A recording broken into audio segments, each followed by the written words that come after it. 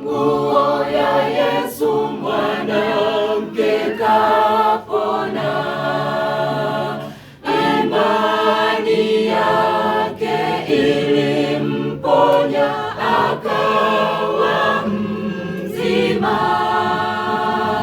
akagusa nguo yake kapata kupona, na sisi tutakuwa huru tupate uzima.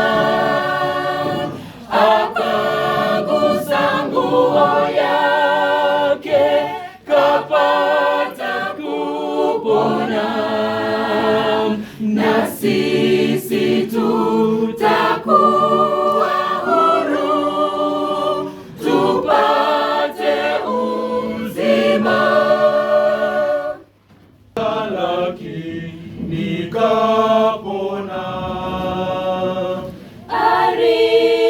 Aliamini nguvu zake Yesu zimemponya, akagusa nguo yake kapata kupona, na sisi tutakuwa huru tupate uzima. Akagusa nguo ya uzima.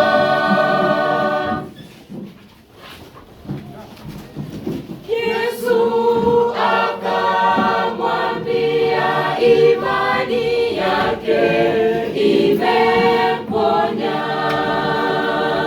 Kwa furaha isiyo kifani kaenda nyumbani,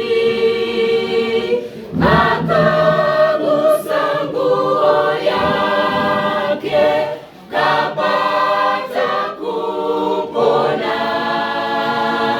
na sisi tutakuwa huru tupate uzima.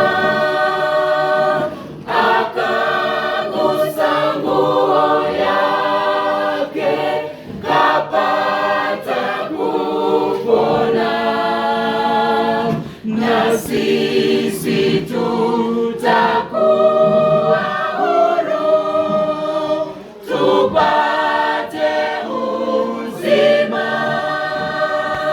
Akagusa nguo yake kapata kupona, na sisi